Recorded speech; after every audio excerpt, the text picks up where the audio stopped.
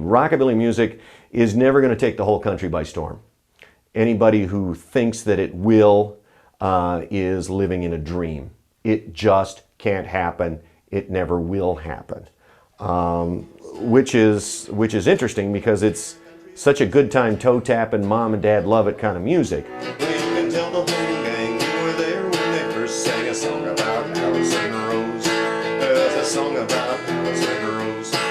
Rockabilly is it's an underground music. People who like it find each other. I don't know how, sometimes by chance, sometimes intentionally. And at this point, the rockabilly scene, to me, is my extended family. Elvis Presley drops the bomb in 54, 55, 56, 57, right through there.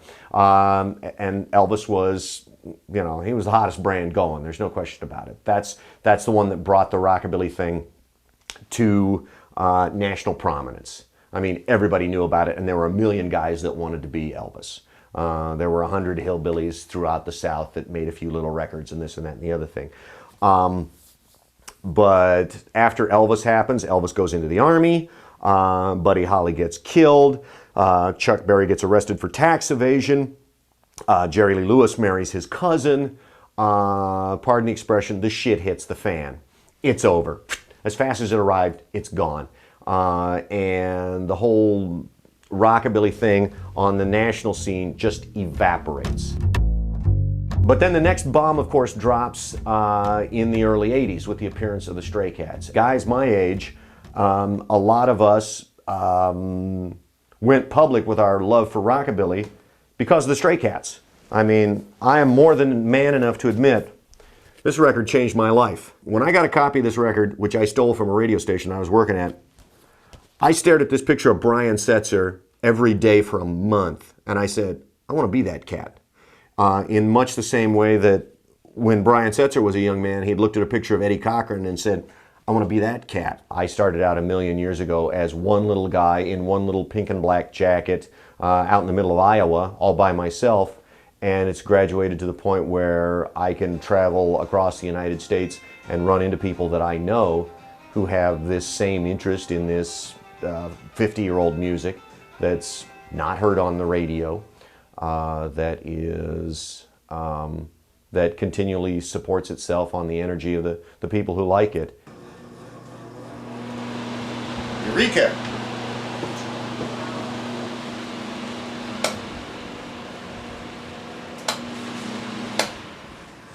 I've developed a great love of the Hasek fan in the last couple of years. Yay! It's working! I haven't blown the house up yet. Did you plug it in, run it, and touch it at the same time? Well, it's plastic. I mean, there's, you know. My interest in rockabilly and all things old definitely started when I was very young.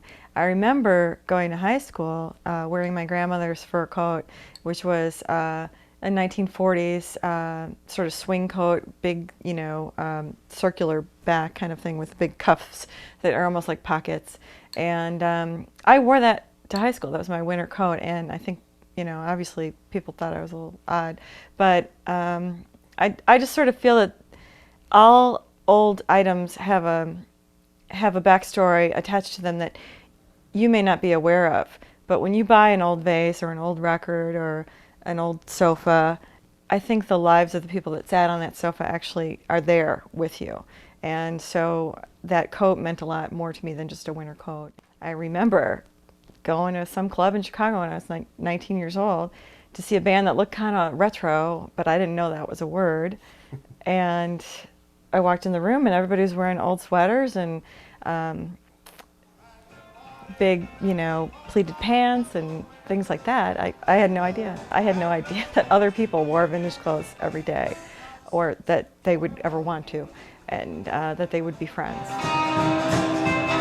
Every man and woman that I know who's been infected by this, it takes over their lives. And they have to listen to the music, they have to, you know, they have to dress like the records, they have to drive the old cars. They can't help themselves. I don't normally buy other people's wedding pictures, but this one, it's like the most Art Deco wedding portrait I've ever seen in my whole life. And then, when I came home, knowing the house that I'd been to, the address of the house that I'd been to, checked the real estate records, which I kept out of the paper, got the name of the couple, double-checked their name in the phone book, so now I know the name of the couple, and I've got it, you know, on a piece of paper in behind the photo. So some way down the line, somebody says, "Hey, that's nice. Wait, that's my Uncle Ed." And I can go, "Oh, you mean Ed Kubek?" or whatever the guy's name was, and there you are. These were just, you know, just a couple of normal folks. But you know, I felt sorry for the fact that their wedding pictures were there at their estate sale, but I was more than happy to grab one for myself and go, "I will cherish it always." Anytime I'm driving down an alley, and if I see a pile of boxes and garbage, I can't help but slow down.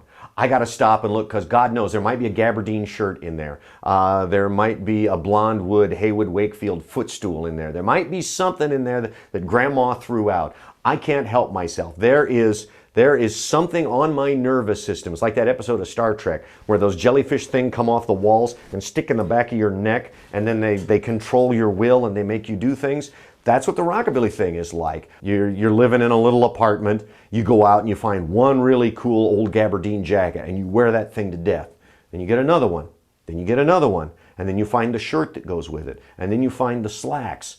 And then you go, you know, it'd be nice if I had an old pink and black couch to sit on while I'm wearing my jacket. So then you go and you get the couch, and it's like building a house out of bricks. One piece leads to the next. And again, it's not absolutely necessary that you do that.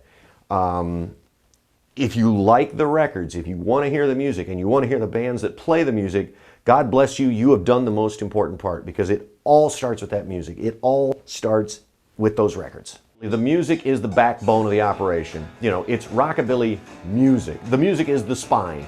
Without the music, you know, you're just flopping around.